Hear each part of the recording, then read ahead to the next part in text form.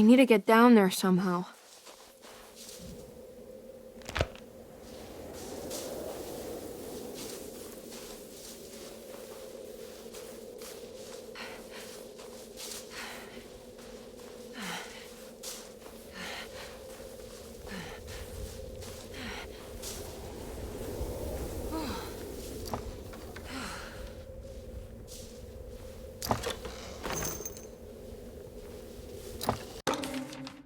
The Temple of Nephron-Ka lies under our camp.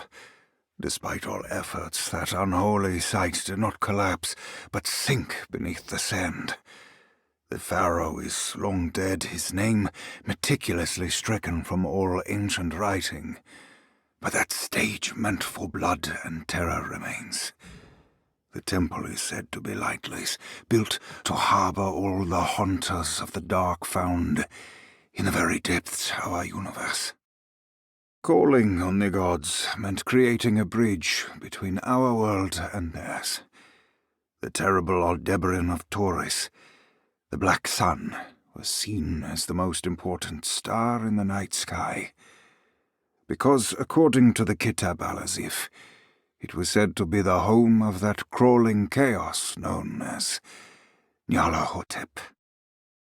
Through ancient mechanisms, it was said that the priests could open shafts channeling the light emitted by that strange stone called the Shining Trapezohedron. Several streams pooled together above the statue of that dark man would then be sent through space towards the Black Sun, a message to the gods. The gifts bestowed on the sender are completely undocumented, but often assumed to involve dark blood pacts, where souls are traded for malicious miracles.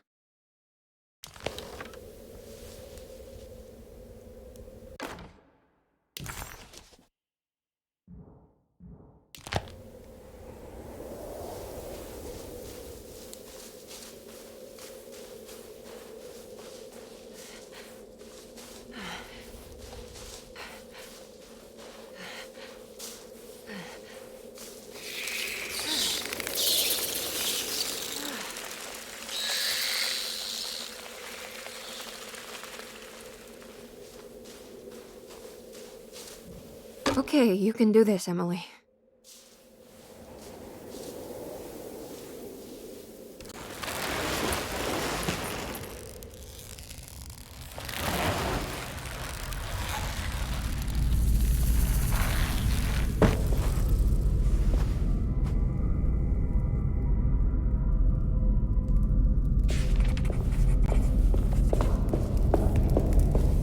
Constellation Taurus. I've seen this in a dream, but as a shallow pit of darkness.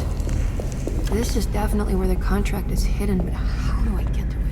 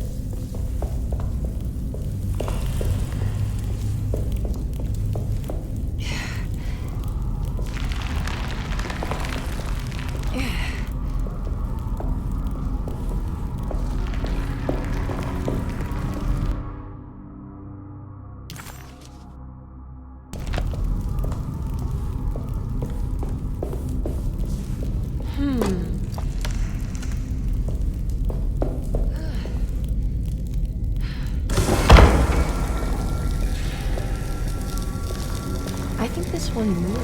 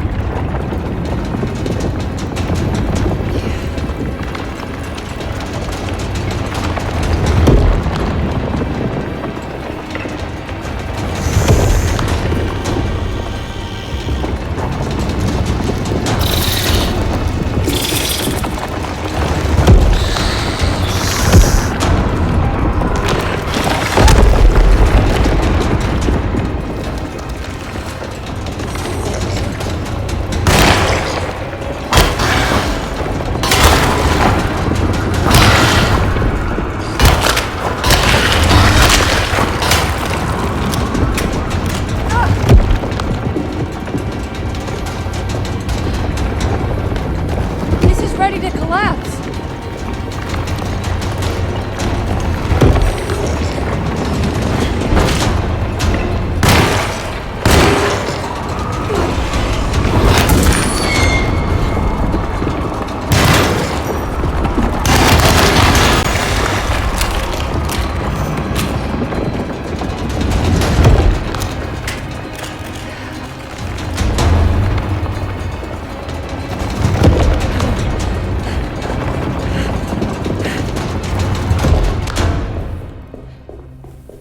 What's happening?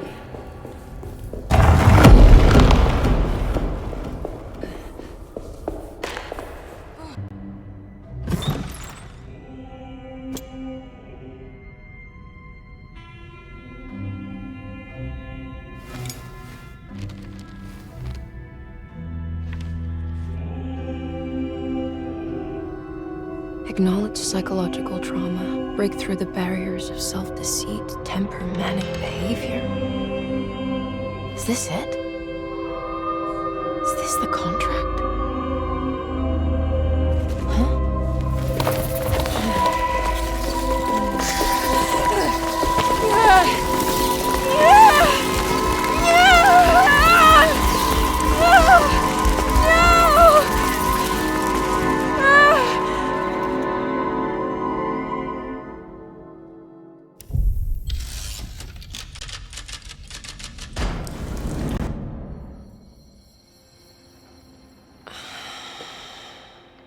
Oh, Jeremy.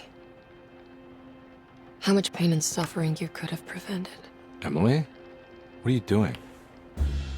Detective, how is your investigation going? Well, I still have no clue where Jeremy is, but I think I know why he's hiding. This place is full of lunatics planning to perform some kind of ritual tonight. Well, that sounds ridiculous. Or rather would have just a day ago. It gets worse. I have reason to believe they killed anyone who didn't want to go along with the plan. Detective, have you encountered any monsters tonight? I just told you, I think they killed people. Beauregard, the author, Perosi, the singer, Mr. Waits, the clerk, Mr. Chance, the gardener, they're all missing. No, I mean, have you fired your gun tonight? Of course not. They wouldn't just kill outsiders like that. It would bring too much attention. But you should keep your eyes open. So you haven't seen anything strange? Been anywhere else? What are you trying to tell me, Emily? Are you in some kind of danger?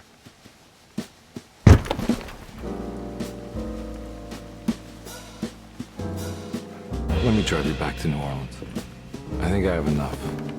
You know, at least get the police to take a look at this case. No, I'm fine. Thank you, Detective. I'll find your uncle, Miss Hartwood. Just stay out of trouble.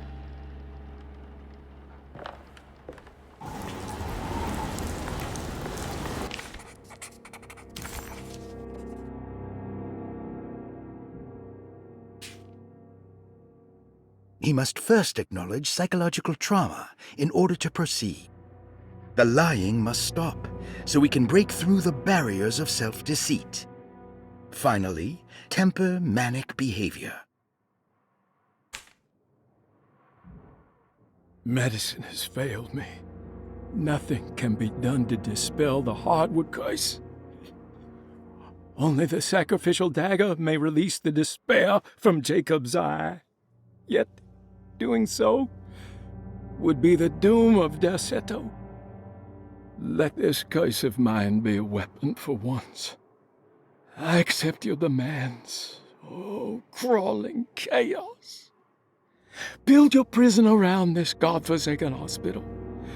When evil has been starved, I will stay buried forever.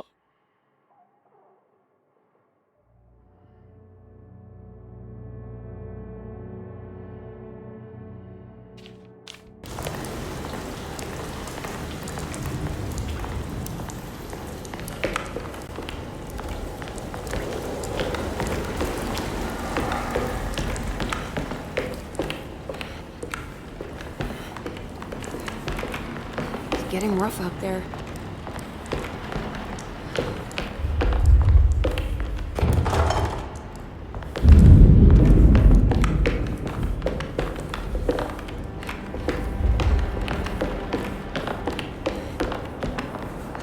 need the key.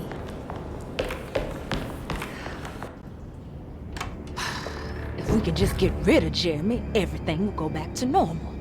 That reminds me. I saw Miss Emily earlier. You remember her? You know she's Jeremy's niece. She's looking for him. That's right. She's helping us. In her own way. As long as she don't stand in the way of the mother of 1,000 young. I don't think she knows or cares about that. She just here for Jeremy. I've been more worried about that Detective Carmen fella. He's been snooping around asking all kinds of questions. God, it hurts. I wish you would stop doing that. Gives me the heebie-jeebies.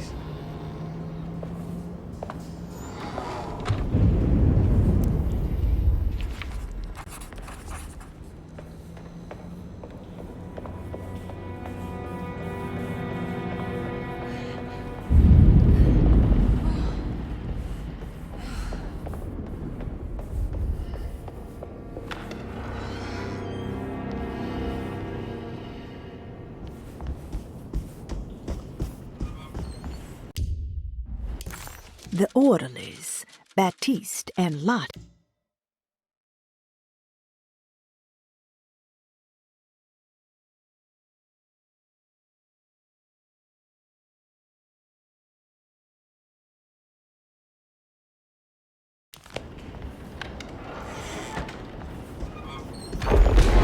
What is going on here?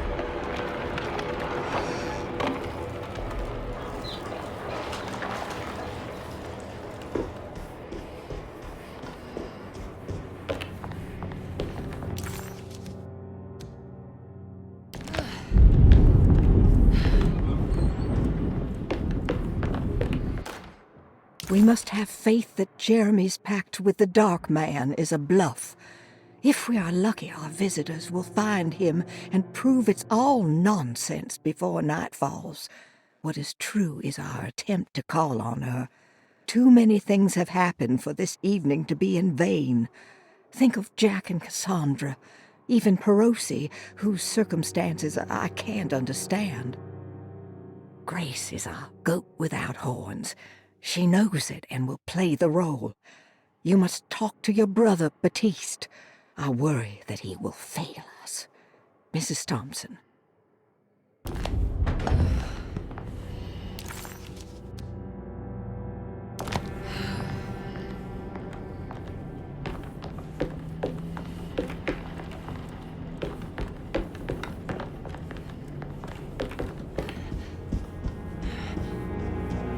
It's blocked.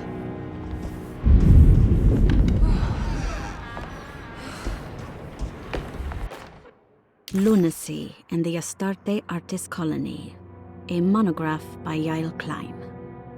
In early 1909, the old Derceto plantation outside of New Orleans was turned into an artists' colony.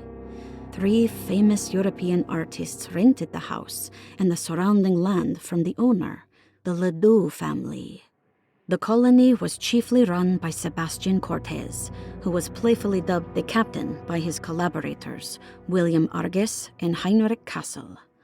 The colony existed for 6 years, until one day all 12 members disappeared without a trace. It is widely believed that their disappearance is connected to the disastrous hurricane that passed through on September 29, 1915, but nothing truly supports this claim. What is known is their frequent participation in New Orleans nightlife, their love for hosting parties, and their elaborate contributions to the Mardi Gras parades as the Pirates of Pontchartrain.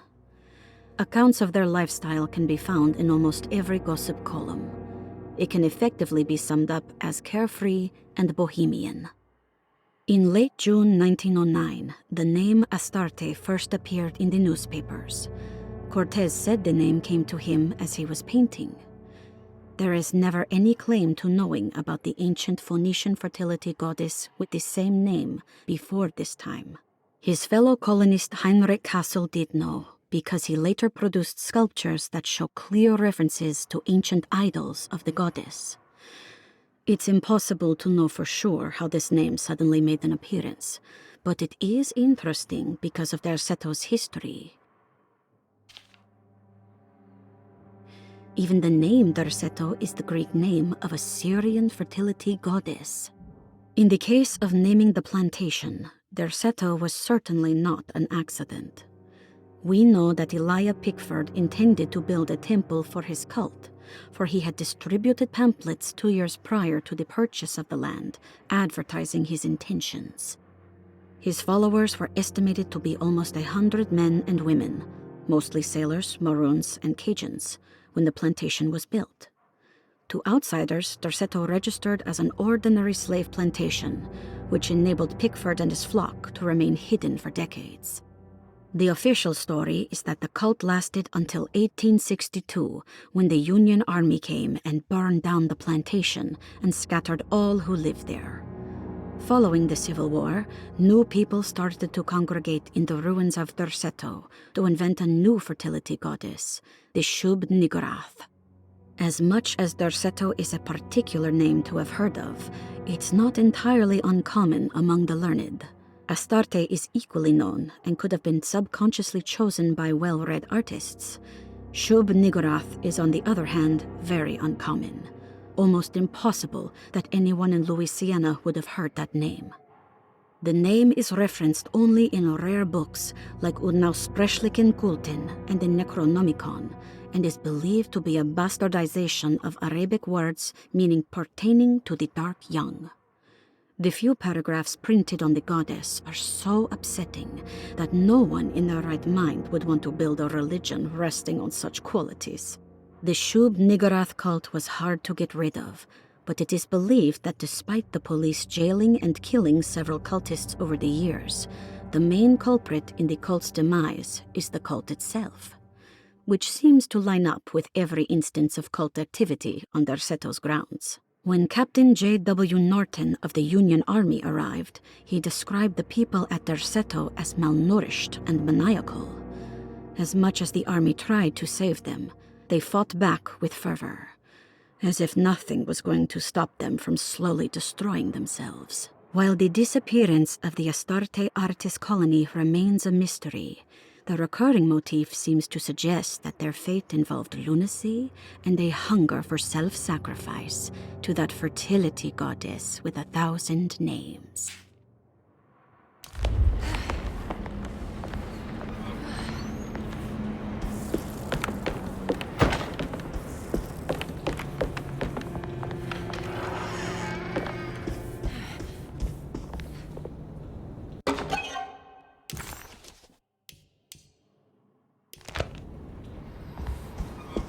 Doesn't know Edward is the doctor. He trusts me.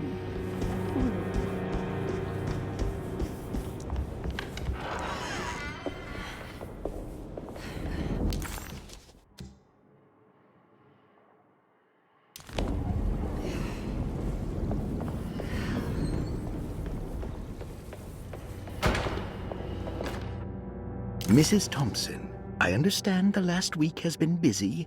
Under these circumstances, I find it important to remind you that Derceto's concerns are not a public matter, nor is it something that should upset you.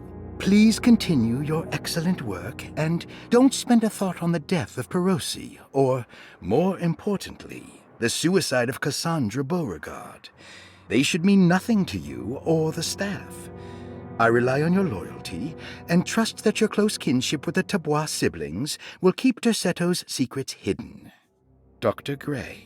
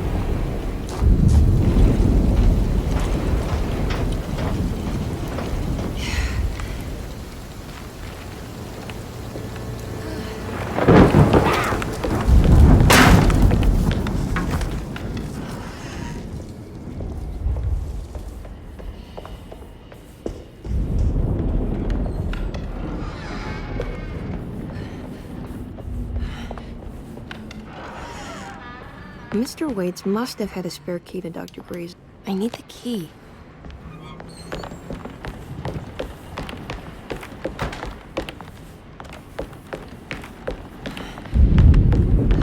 I don't know the combination. Wait, maybe I do.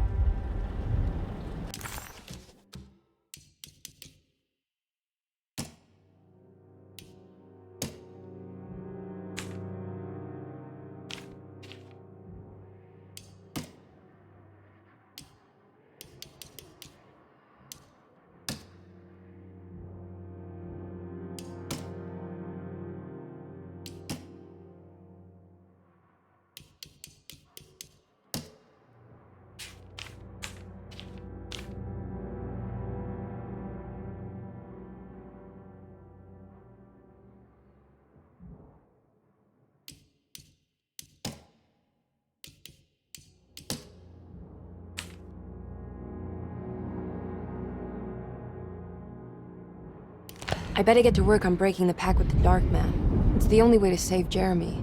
Good thing I still have the talisman. I have a feeling I'm gonna need it.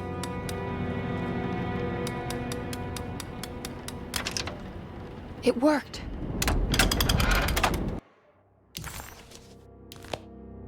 The last guest in the empty room suffered from severe maladaptation.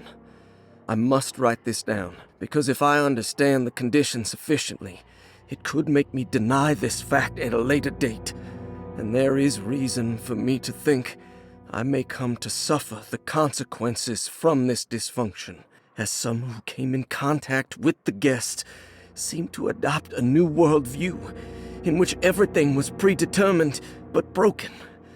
Upon accepting this worldview, some memories became unmanageable and later rejected. I do not know what this means. I cannot even remember the fate of the guest. I think they were simply misplaced one day and forgotten. Just like all documents pertaining to this guest, they have all been destroyed, or they never existed in the first place. Who wrote this? There has never been a guest in the empty room.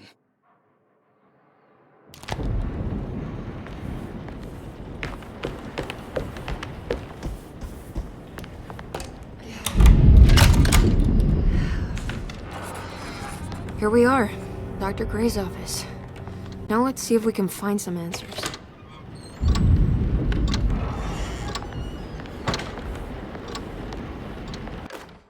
I have finished tidying up Miss Beauregard's belongings. I will leave it to you to contact her agent and have them collect her things. I found one of Grace's drawings she might want back, along with this key in her room, which I believe you've been looking for. Mrs. Thompson.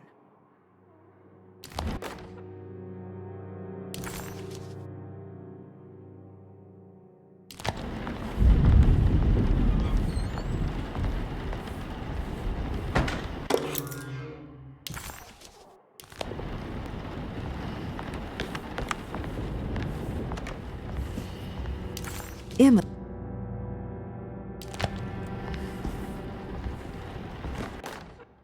Dearest Dr. Manzetti, I find myself in a losing battle with my patient. As I've disclosed in my previous letter, his delusions have him completely captured. It's bad enough that he is torturing himself with paranoia, but his madness turns out to be quite persuasive to others, effectively laying the ground for mass delusion. I am writing to you in hope that you can give me some guidance. Beyond my ambition to avoid devastating surgery on my patient, I have grown worried about my own defenses. The words of my patient are deranged, yet they often resonate with something primitive within me. I have tried photographing his brain with X-rays. It was surprisingly difficult to get good results. Dark blotches on the plates kept obscuring all details. My patient looked at the bad plates and cried out in terror, telling me the dark areas was the shadow of the worm, eating him from inside. I could not see anything out of the ordinary. I hope this is a sign that my mind is not as receptive to the madness as I had feared. After further inquiry, my patient described the shadows inside his mind as some kind of chthonic monstrosity that wants to undermine his sanctuary. This is clearly a reference to a place he calls Teroea, a sort of library or convent that works as a psychological haven. With this imaginary haven threatened by this Chthonian, he has now constructed another, less pleasant hiding spot. Lately, he has been bringing up a metaphor of a steamboat that has run aground, that he feels like he needs to start the engines and reverse, but he is afraid that the hole in the hull would cause the whole ship to sink. I've been watching him turn this metaphor into reality for the last week. He knows it's made up, but he is doubling down, trying to make it a real memory. I feel certain that this is my chance to break through the barriers of his self-deceit.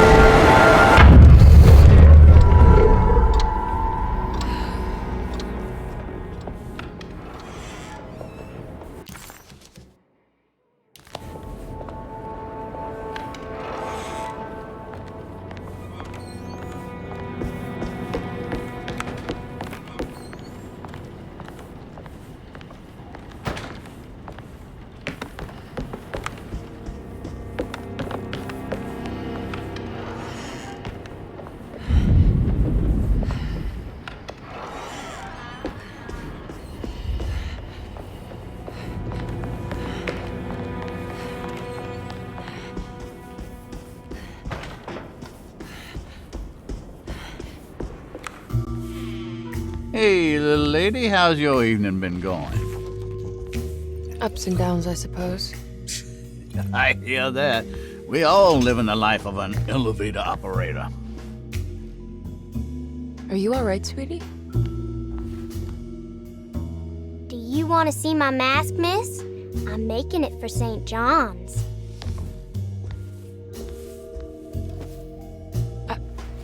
How did you... Is that supposed to be my... Ow! You should learn your place, little girl. Why are you acting this way? What did I ever do to you?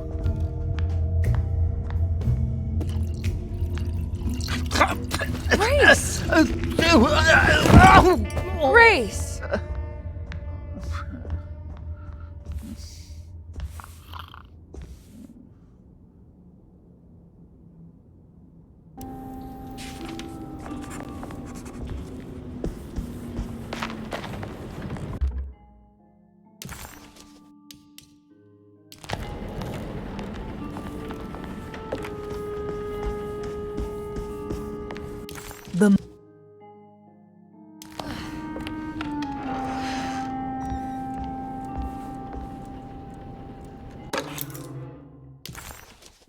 I'll just borrow these. At least he's breathing. I'll just let him sleep it off. There's something missing.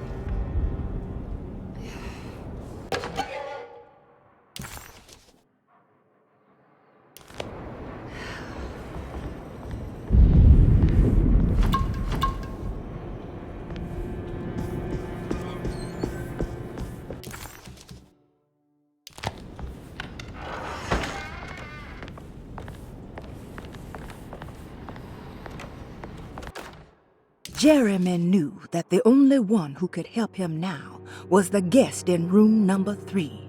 The room seemed to have been empty for so long. But that wasn't allowed to be true. The story needed to be different, to include something from the outside. He would bring the guest back to room 3 and show them what was in that safe. 913. But those were not the right numbers. That was the combination for the safe in the clerk's office.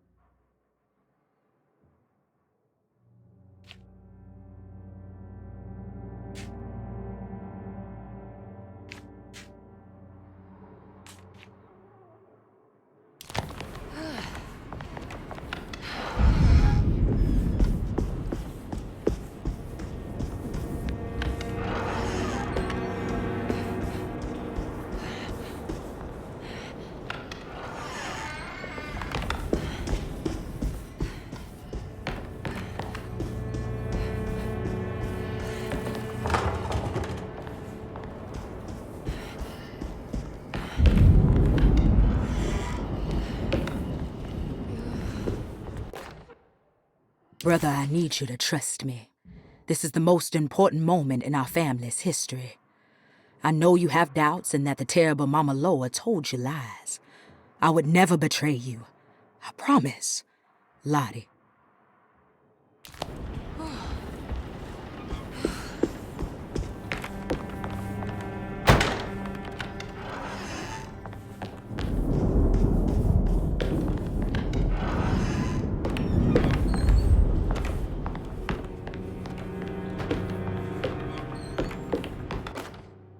Detective Comby, I'm terribly sorry that my niece has pulled you into this mess.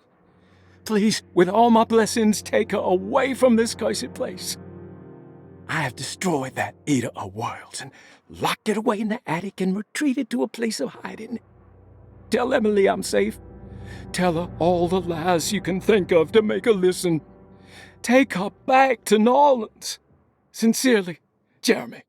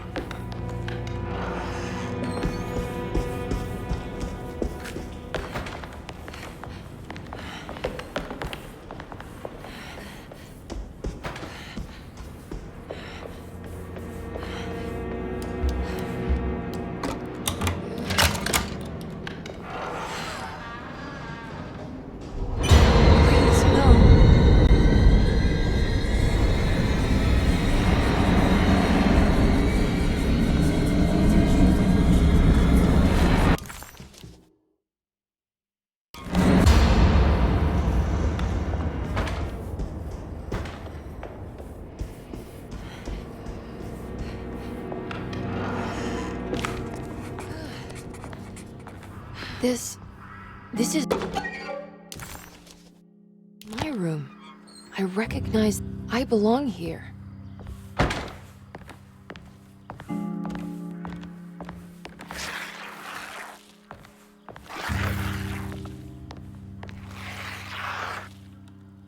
When I get back, I did this. I wrote that.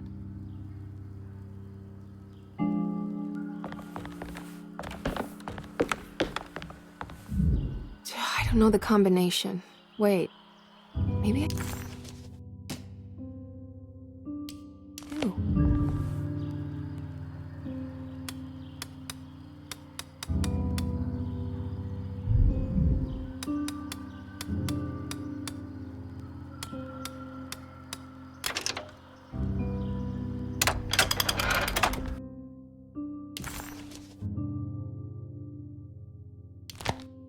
Darling, I finally found that photograph from my time in France during the war. I don't expect this to be your fiancé, but it did make me think of him. What an incredible man he must have been. You were lucky in a way. He could have been a nobody and died falling into the Mississippi. Instead, he volunteered to travel across the world to fight for people in despair, dying with honor like Achilles at Troy. I am jealous of you. Or maybe him. It's all incredibly romantic. That's what I wanted to say. Please feel free to use my camera if you want to. It might cheer you up. It might bring him closer to you. Even if just in memory. Ruth. How long have I been here?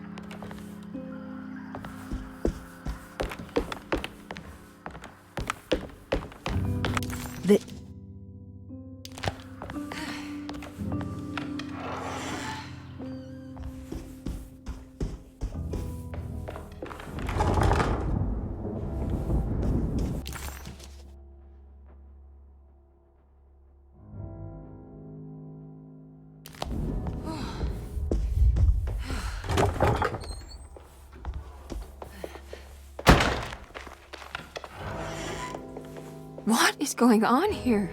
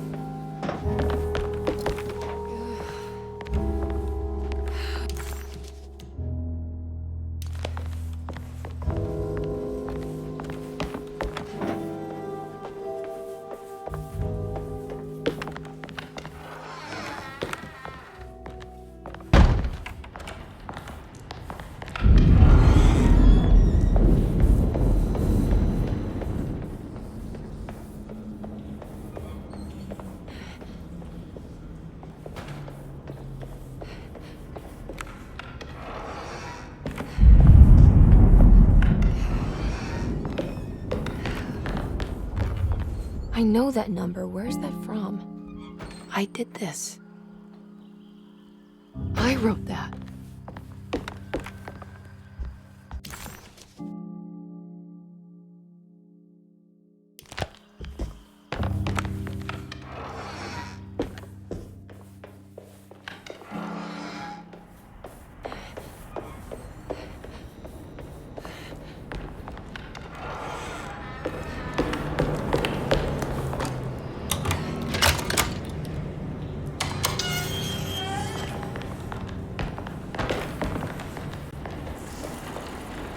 This can't be.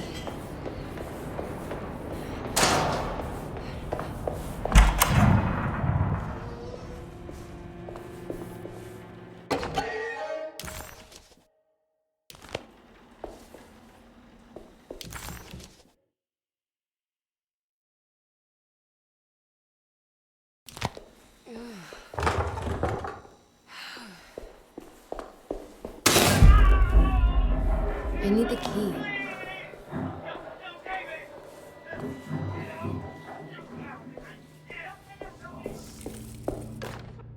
Radiography. Patient Jeremy Hartwood. Date June 14, 1930. Plates. Jeremy's skull proved difficult to capture properly. Partial radiographs worked best. A complete picture of the brain can be assembled by piecing 3 plates together. Observations.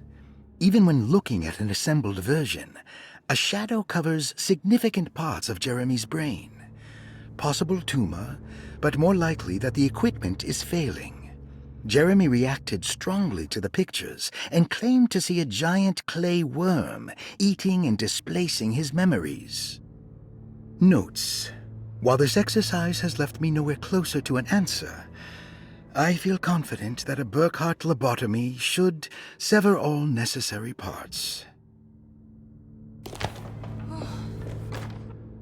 Hypothetical psychosurgery based on the ideas by Burkhardt and the St. Petersburg research could end up saving Jeremy's mind. Severing the connections around the frontal lobe would certainly solve most mental afflictions. The procedure would be brutal in performance, as well as in efficiency. An ice pick pushed through the edge of the eye and into the skull would untether the nerves like Alexander cutting the Gordian knot. As this would likely leave Jeremy in a very different condition, all other paths should first be explored. The medical instrument I would need for this lobotomy is missing, and I should have Waits order a new one.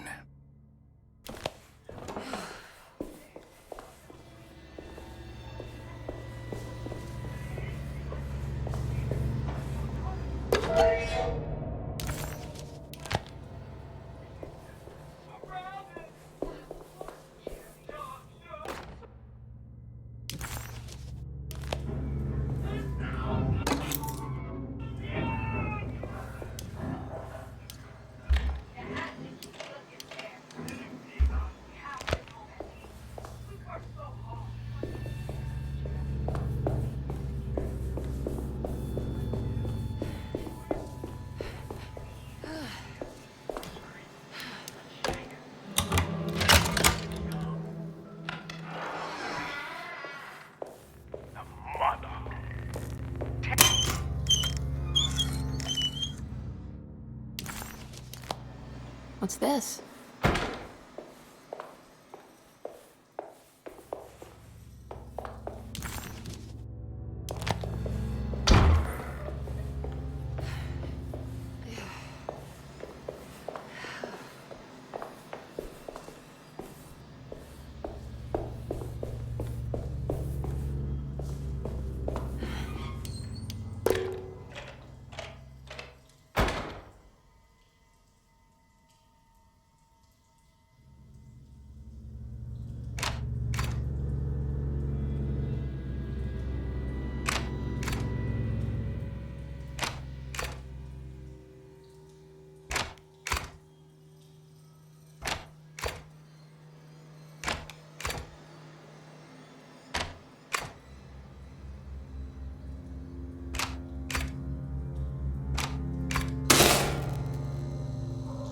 Oh, that's better.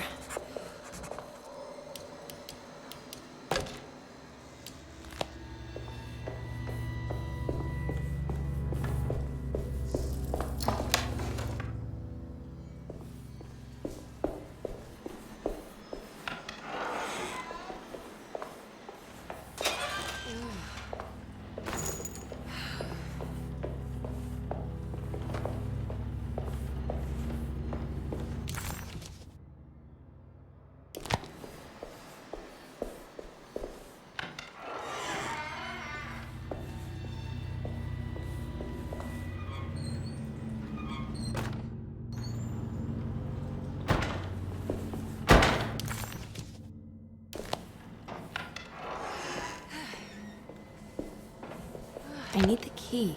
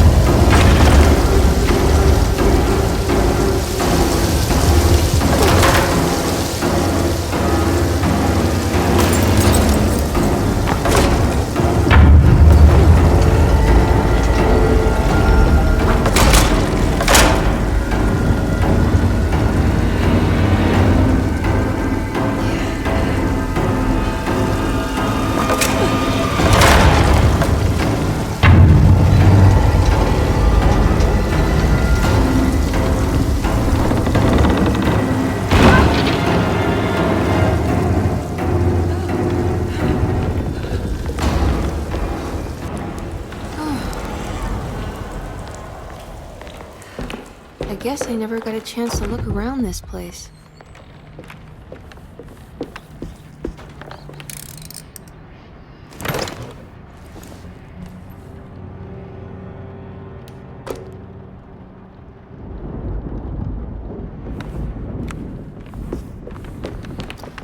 What's this?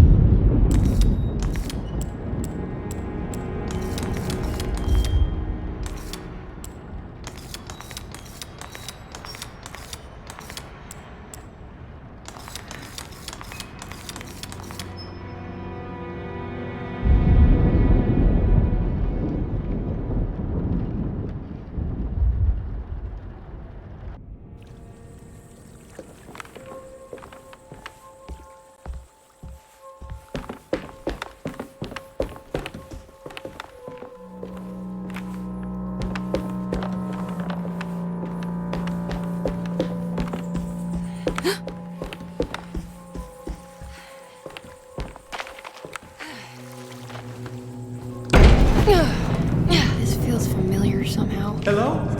Is anyone there? Jeremy, where are you? I'm stuck in the mud and the bayou's taking me. Jeremy? Can you hear me? The motor is dead. I can't do anything more. Hang on, Jeremy. I'll get the boat running. I'll get you out of here.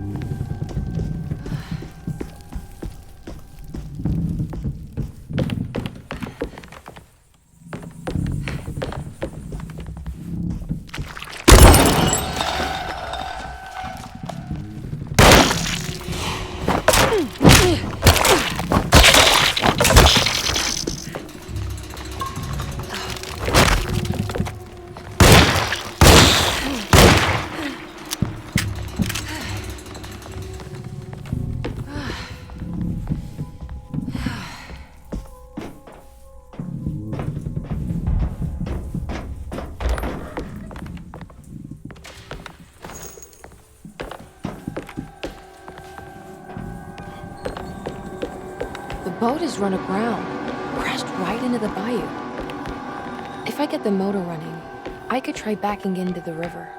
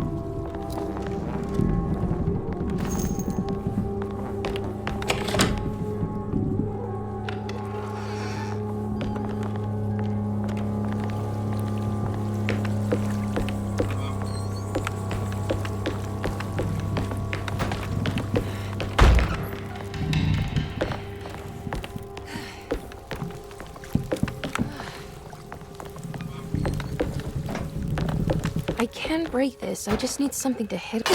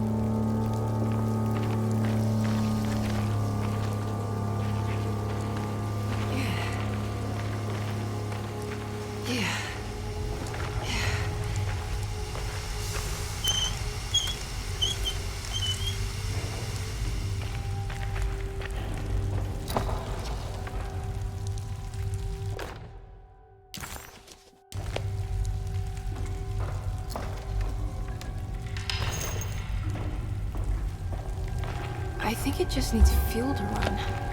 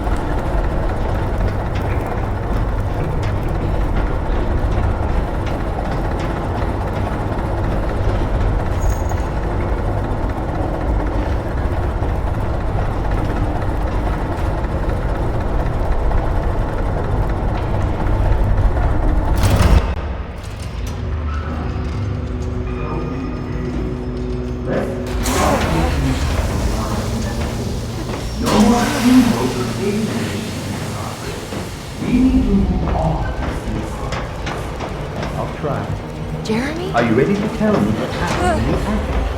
What's happening? I put a rope around my neck, and then I strangled all life from my body. Uncle! Are you under the impression that you died? Yes. No. I was supposed to die. What does that mean to you? That you were supposed to die? I'm the catalyst. I had to die to make the story happen. What story? What are you referring to, Jeremy?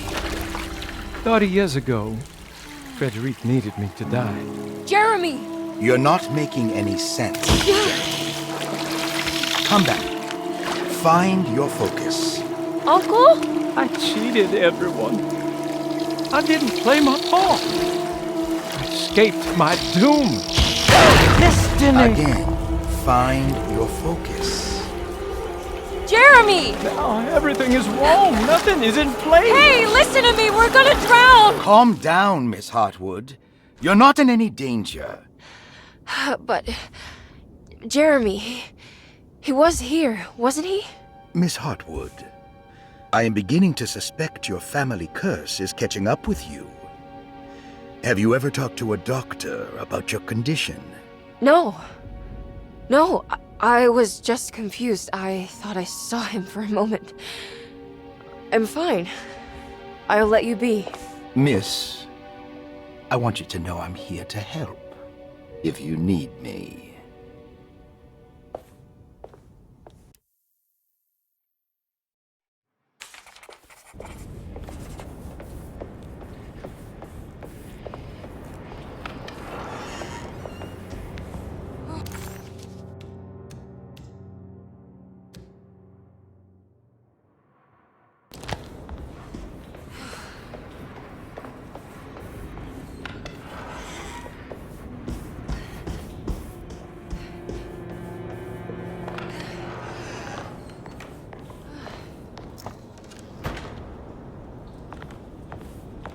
Ruth, are you there?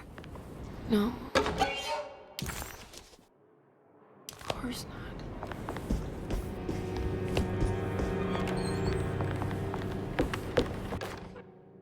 Castle built the zoetrope as an exercise in animation. He is very interested in moving pictures and has even ordered an aeroscope camera for the colony.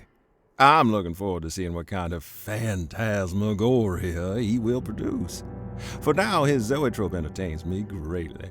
It's not the little man passing his head, while quite humorous. It's the spell of that flickering light as it rotates. I swear it takes me back to my childhood in a most profound way.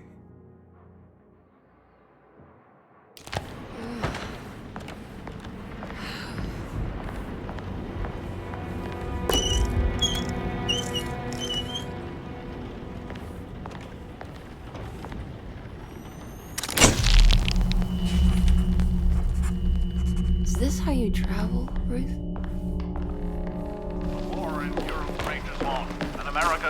I'll find you, John.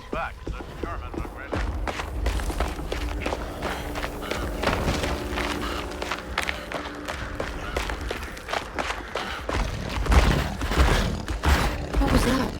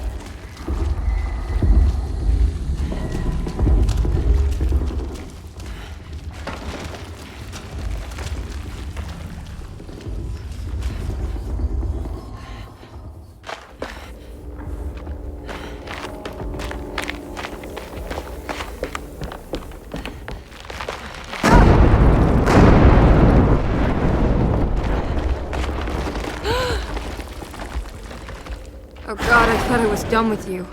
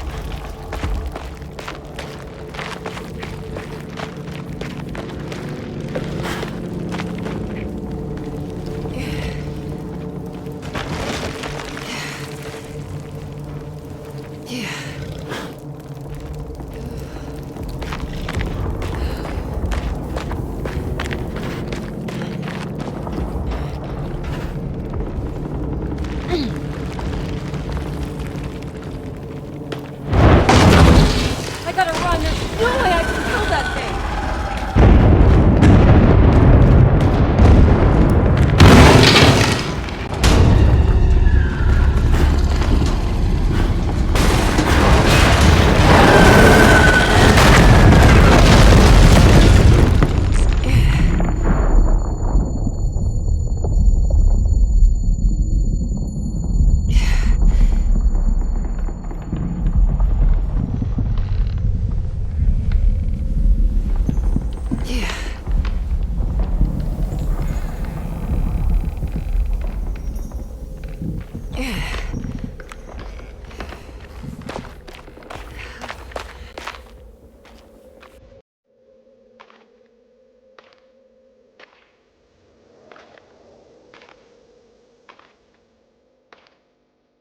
Today, the American Expeditionary Forces face considerable losses in France.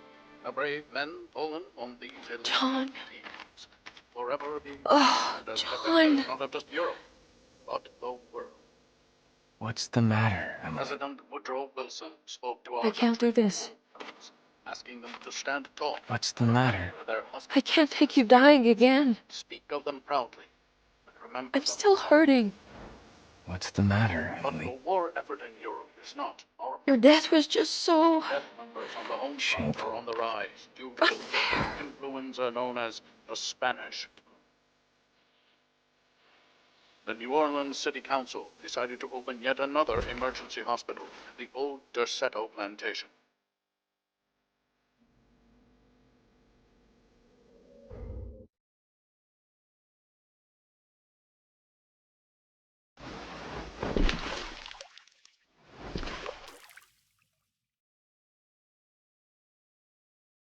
Where is this? Where am I?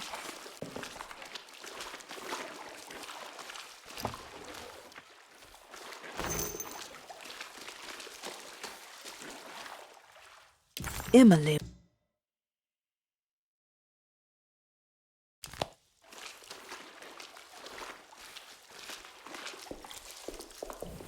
I need the key.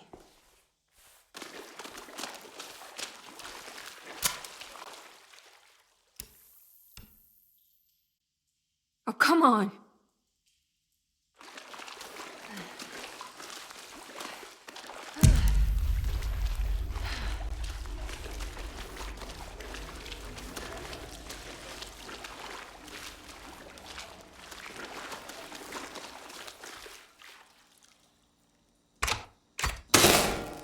That's better.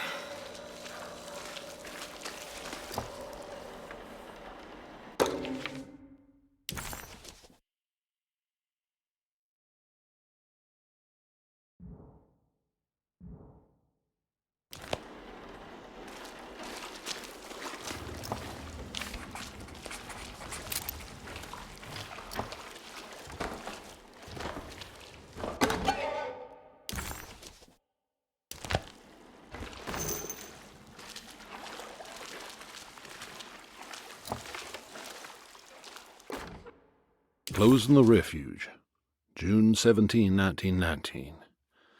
It is with a...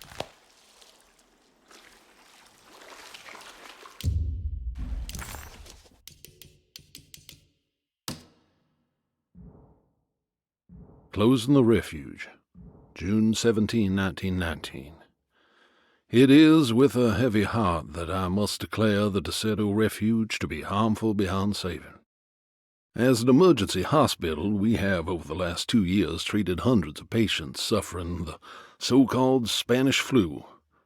Unfortunately, our mortality numbers are unforgivable. While the influenza in itself was often successfully treated, many died of fungal infections and sudden acts of violent madness. In order to dismantle the refuge safely, building engineers will survey what parts of the house are especially contaminated by the peculiar rot discovered by Jean-Baptiste Tabois. The rot is believed to be the main perpetrator in spreading the deadly fungal infection, but also the cause of the incurable madness. The most afflicted rooms will then be sealed permanently to create a cordon sanitaire. As the dead seem to exacerbate the spreading of the fungal infection, All bodies that can't be cremated by tomorrow will be forever entombed inside Dossetto's sealed section. The refuge was never meant to be permanent, and as the influenza epidemic seems to be in decline, it stands to reason that we shut the facility altogether. Many brave volunteers have helped for very little pay to treat those in need for almost 2 years, and we are forever in their debt. All surviving patients will be transferred to other medical facilities around New Orleans as soon as possible. At the end of the summer, we should be able to leave Dossetto to recover. Dr. Isaac Herbert.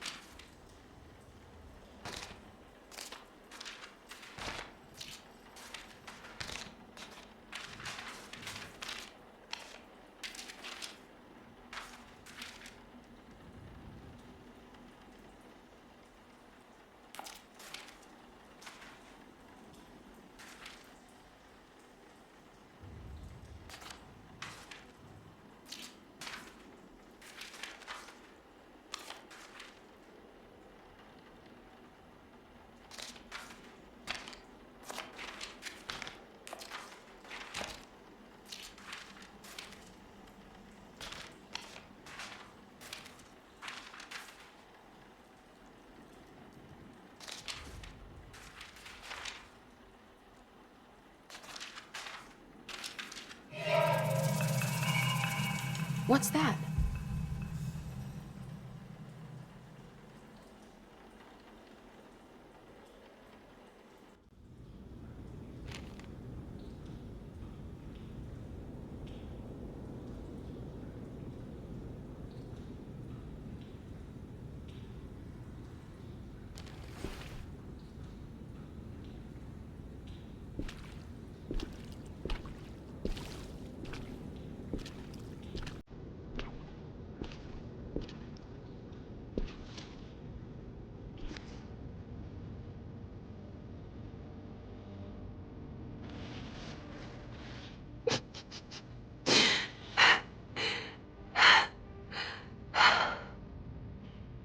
$2.17.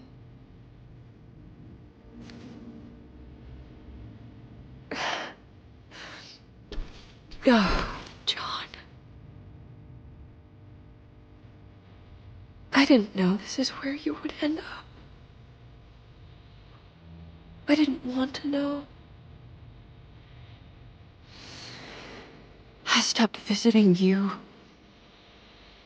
because I couldn't stand the indignity of your awful illness.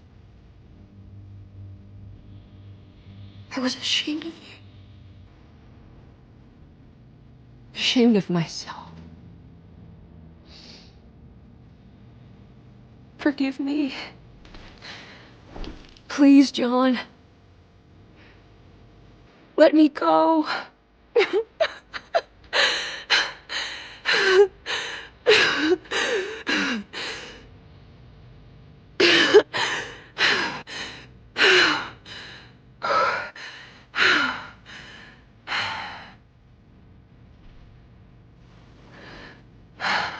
Are we done here? Is this what you wanted?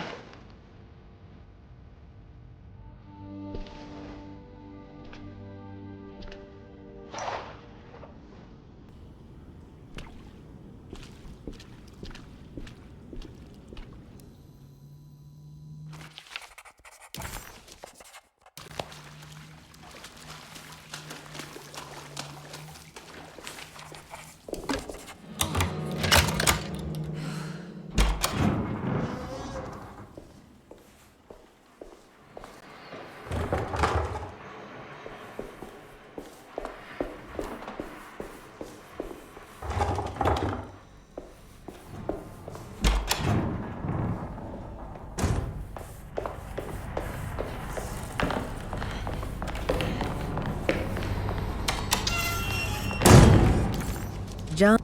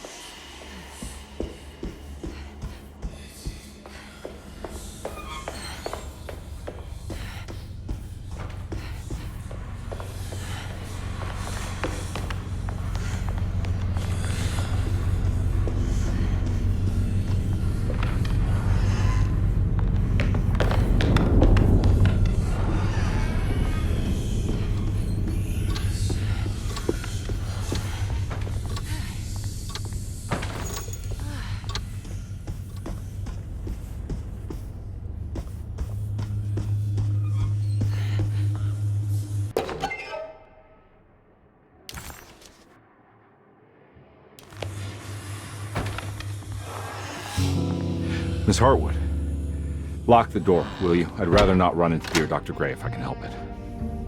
This feels strange. So very strange.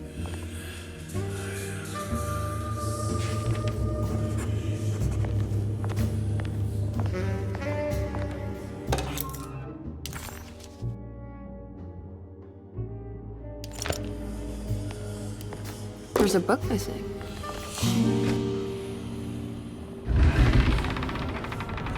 A secret door. Looks like it. Careful. Let me go first.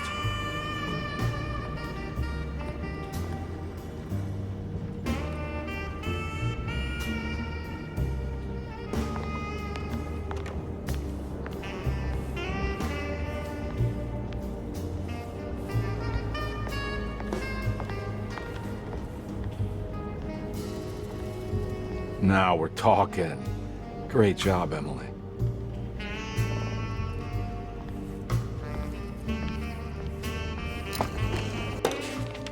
Good to finally meet you, Mr. Hartwood. I'm here on the behalf of your brother Philip. You were expecting me, weren't you? Yes, you're from DeSoto, no? That's right. I just wanted to ask you a few questions to see if there is anything I can do to help you and your family. Okay. I understand you're full of imagination. You make up a lot of things. I suppose. And you obsess over them, blurring reality and fiction. Sometimes. Do you want to tell me about the Dark Man? No, I don't. That's all right. Perhaps there is something else you can tell me. Something you know to be made up, but you hold dear. Juan? John? Who's John? No, Juan Luis Jorge. Oh, wait there a moment. Here, take a look. Is he...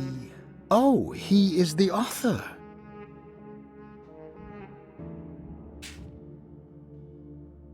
It's a magnificent book.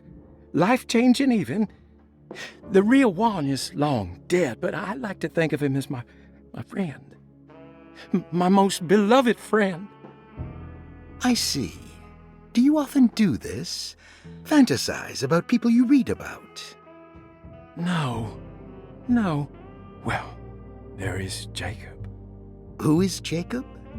Turn to the last page. Oh, it's a newspaper article. The prisoner of ice, Jacob van Ostad. Is he also your beloved friend? Oh, no, Doctor. Not at all. He is the fire that fights fire. Yes, I think it's clear your overstimulated imagination, this mania, needs to be tempered for you to live a normal life. I know your family calls it the Hartwood curse, but I want you to know that there is nothing supernatural about your condition. It's all inside your head. And with that, I'm very qualified to deal with. In time, you will be cured. In time. Yes, in time we will exorcise all your demons, all the dark men. Yeah! Please, Mr. Hartwood, calm yourself. What happened? Oh, don't you worry your little head about it, Miss Hartwood. Your uncle and I just had our first breakthrough.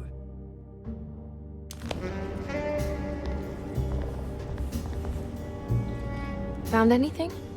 Oh, Dr. Gray's so deep, I knew it. He's as mad as his patients. I mean, look at this. She who can till the soil of this sick world and begin again, the black goat of the woods with 1,000 young. Absolute insanity.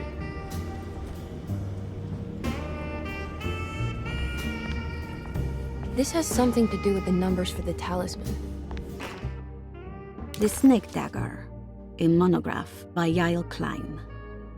In Ludwig Prin's book on pagan rituals called The Mystery of the Grave, as translated by Nicholas Vachy, there are several references to a sacrificial dagger called the Snake Dagger.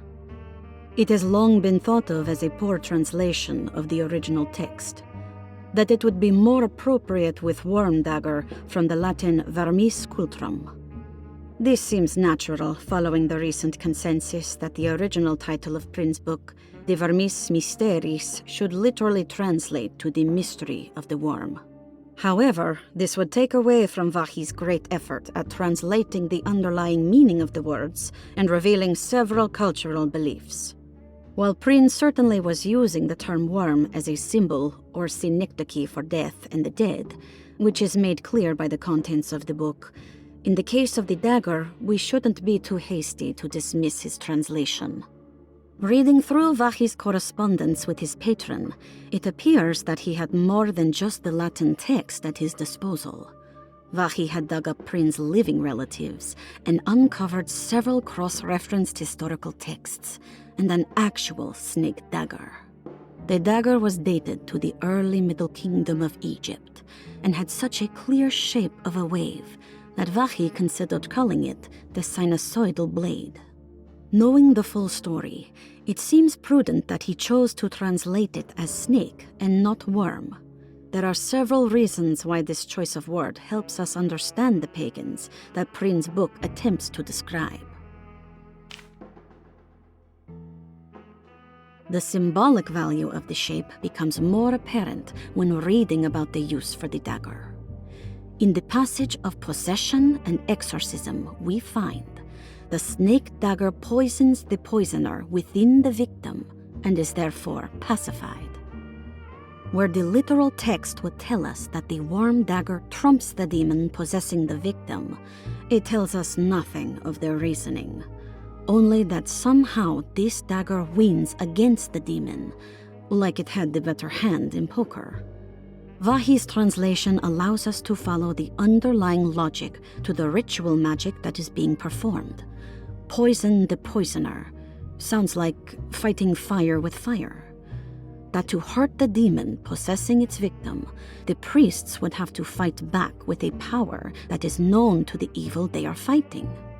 The snake dagger is therefore not only a good way to describe its form, but it also helps us understand how it could be thought of as a useful tool for exorcism. Finally, it also helps us understand their relationship to lunacy, that it was thought of as something poisoning the mind rather than controlling it. What is also interesting to note is that the possessed are always considered poisoned in their head and not their heart. The snake dagger always went to the eye of the possessed, leaving them partially blind, if they had the good luck to survive.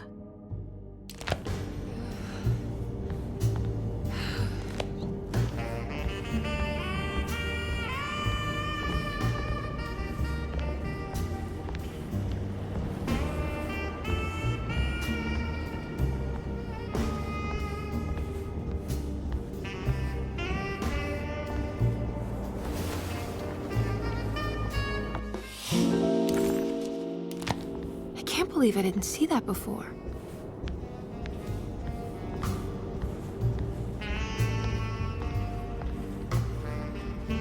I have the strangest sensation that this is somehow Jeremy's room. What? No. This is Dr. Gray's private quarters.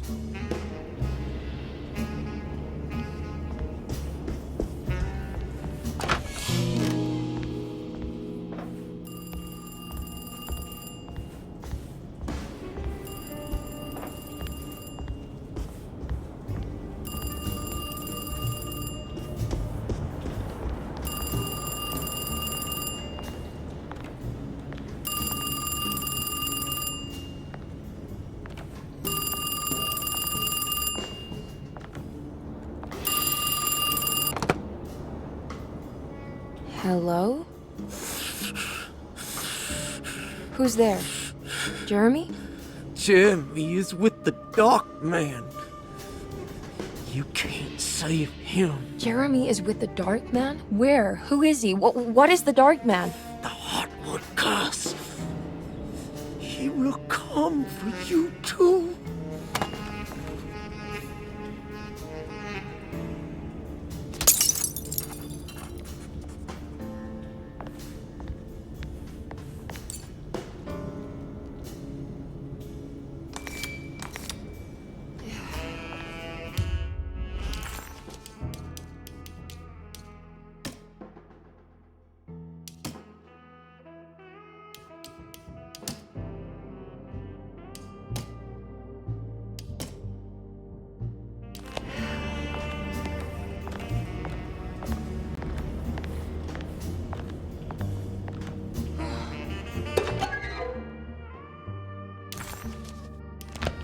Now what's this?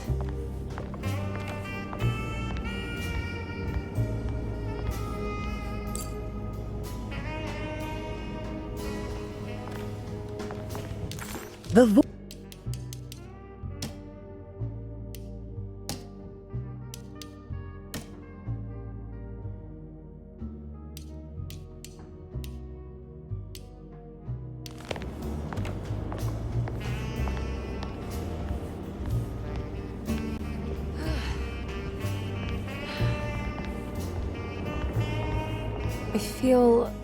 I want to apologize, Detective, for my elusive behavior tonight.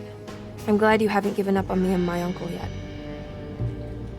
You got nothing to apologize for. In fact, you've been out of my hair for most of the evening, you're self-reliant, and you've been helping with your own particular brand of investigation. As far as I'm concerned, you're an exemplary client. Thank you, Edward. Mr. Carnby.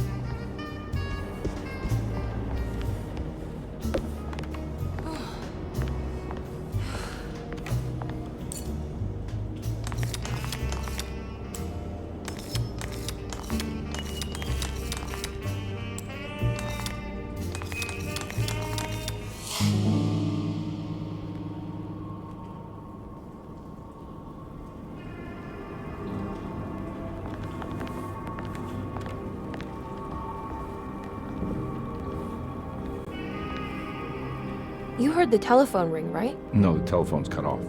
I tried calling the police earlier. Yeah, that's what I figured.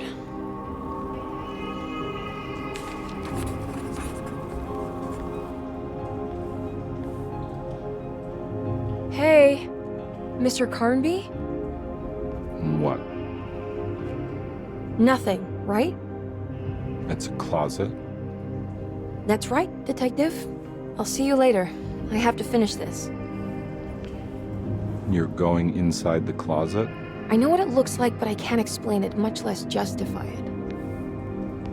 All right. You do what you have to do, miss. Goodbye, Detective.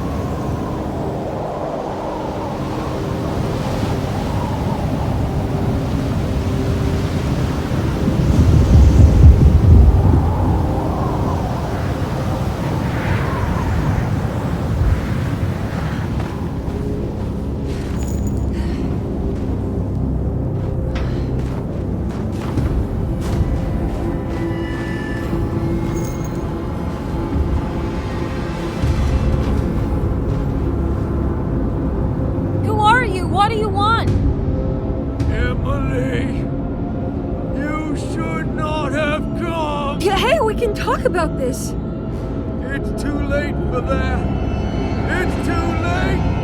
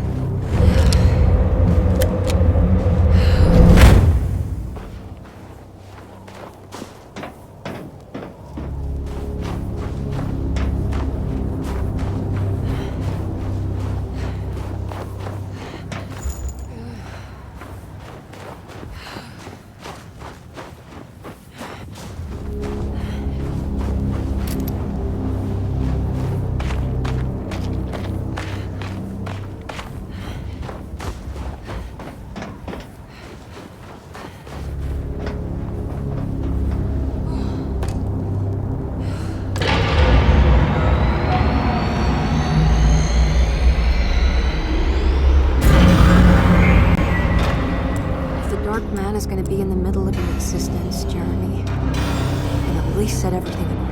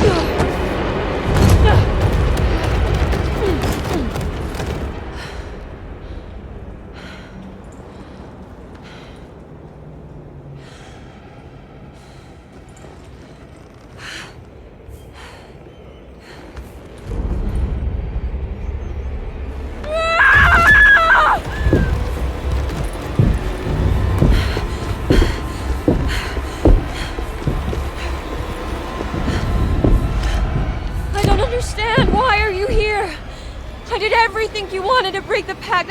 What else can I do? Wait, it did work. That's why you're coming after me. You're in my head now. In that case, I hope you enjoy your stay. Emily, stop! Don't worry. We got you.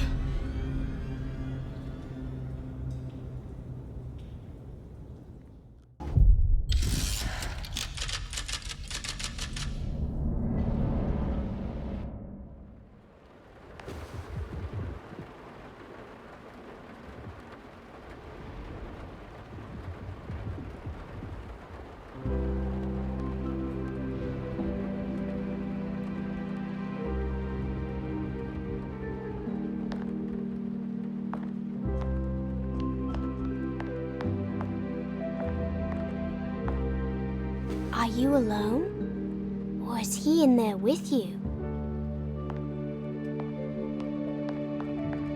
Miss Hartwood is up! Heard you almost painted the foyer with your own blood and guts. Good to see you still in one piece. Stick around, will you? It's going to be an exciting night.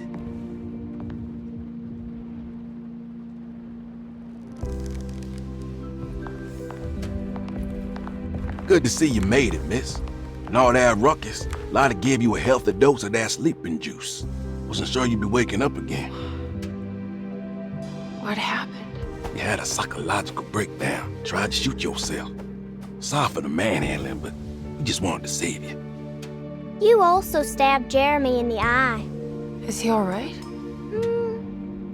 He's a little strange, but everything else is back to normal. Really? I broke the pact? I don't know what you did, but it worked. Let's see you standing up, miss.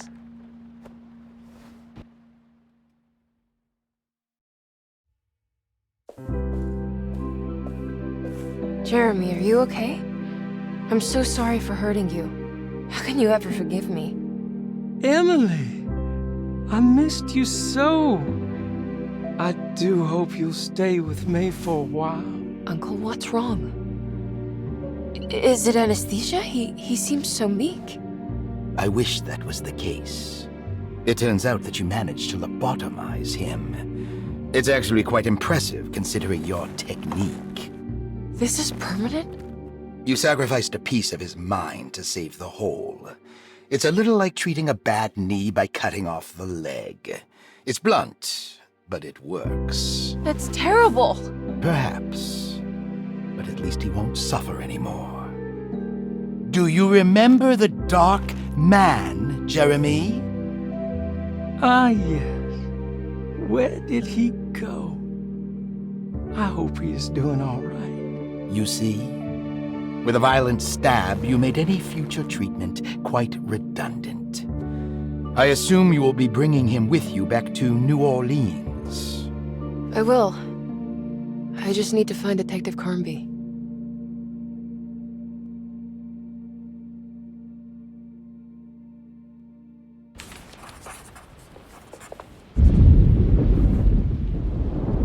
I'll be back soon, Jeremy. Then we'll go back to the city. How fun. I do like riding in the motor car.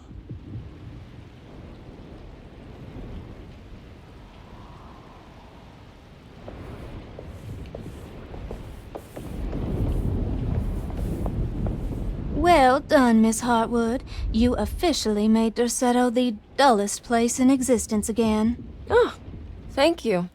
Happy to be of service.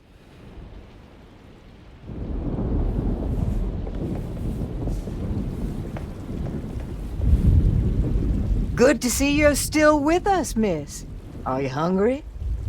No, thank you. I'm still a bit woozy.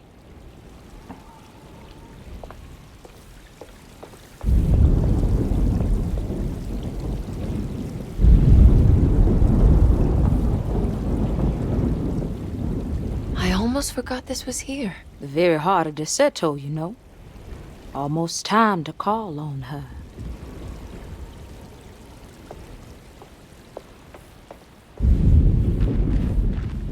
What are you doing? Preparing for the ceremony. This time she will come. I'm sure of it.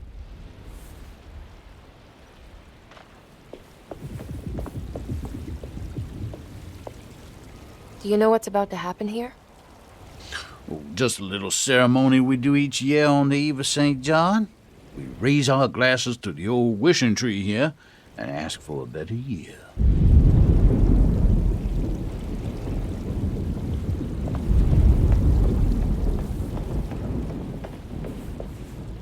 Looks like a storm's coming.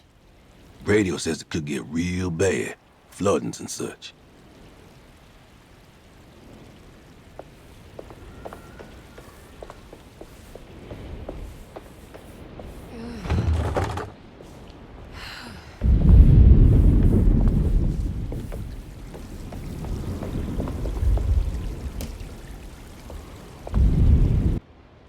Everyone knows what to do? Y'all know the new words. Mrs. Thompson, we talked about this. I'm not sure everyone is comfortable. Doctor, I insist.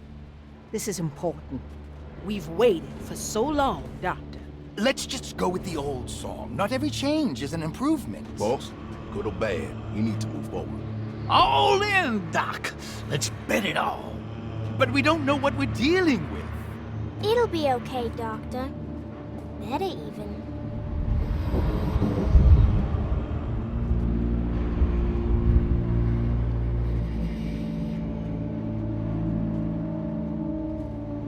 Now are there praises and abundance to the black goat of the woods. Hear us, mother. Take pity on us. Take pity on us.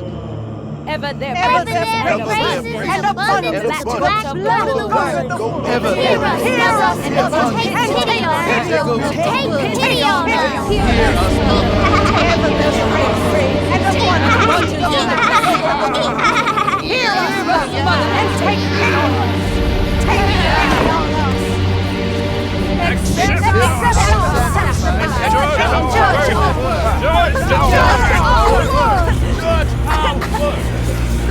What are you doing? This is madness!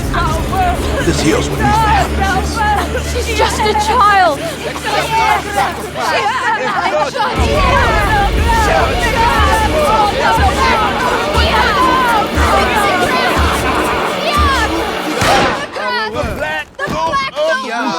With 1,000 years! Edward! Get out, Emily!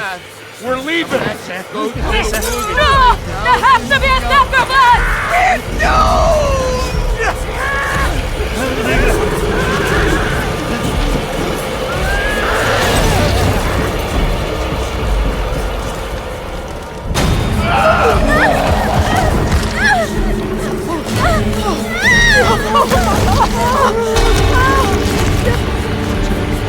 Come with me!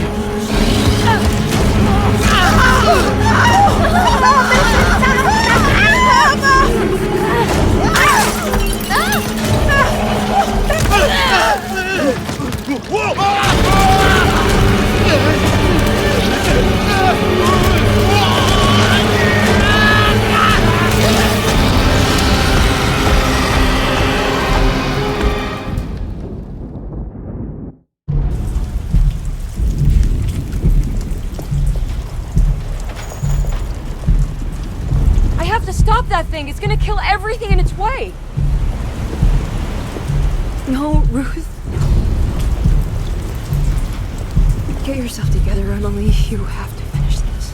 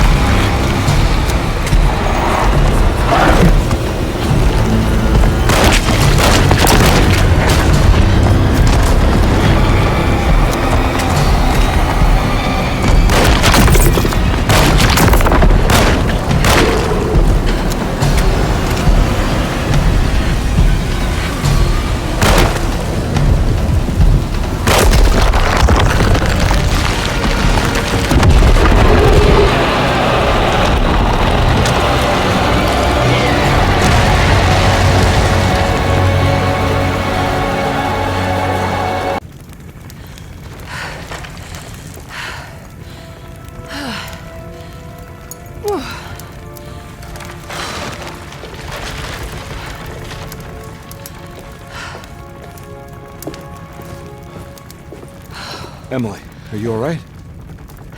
I don't understand anything that just happened. What was that? The whole gang was a cult dedicated to something called the Black Goat of the Woods. I've been trying to gather as much information as I could. It was only after you started talking about monsters that I thought maybe there was some truth to all the nonsense I was finding. Where's Jeremy? Uncle! Are you alright? Everything is out of order. This isn't the way the story goes. I shouldn't be alive. Don't say that. You made it out. Be happy. Okay?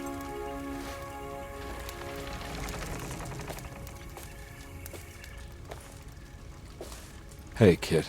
You doing alright? It wasn't what I expected, but you can't always get what you want.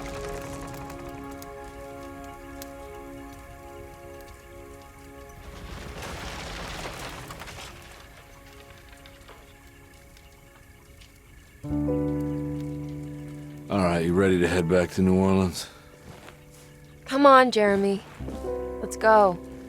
Can I come? Don't leave her. You have to take her to Hell's Kitchen.